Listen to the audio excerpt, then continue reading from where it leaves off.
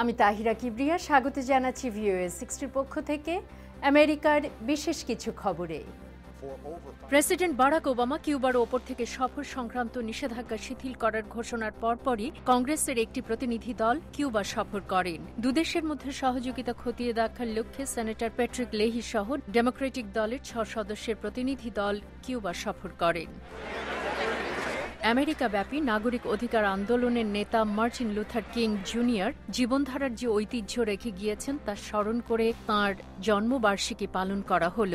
মিজোরি রাজ্যের ফার্গুসনে black lives matter নামের যে অভিযান শুরু হয় তারই প্রতি ঐক্য প্রদর্শনের লক্ষ্যে সারা দেশে সমাবেশ এবং বিক্ষোভ হয়। অ্যালাবামা রাজ্যের স্যালমাতে প্রথম নাগরিক অধিকারের দাবিতে পদযাত্রা শুরু হয়েছিল। রবিবার স্যালমা ছায়াছবির অভিনেতা অভিনেত্রীরা সেই দৃশ্যের পুনরাবৃত্তি করেন। সবশেষে ওকলাহোমা রাজ্যের দাবাগ্নি ছড়িয়ে পড়লে একটি মহাসড়ক বন্ধ করে দেওয়া হয়। ওই এলাকায় বাড়িঘর হুমকির মুখে। বাতাসের আর্দ্রতা কম থাকার কারণে এবং ঝোড়ো হাওয়ার জন্য আগুন দ্রুত ছড়িয়ে পড়ছে। ওই এলাকা থেকে লোকজনকে সরে যেতে বলা হয়েছে। আজ এ পর্যন্তই। আবার দেখা হবে। আমি Tahira Kibria, voice of America.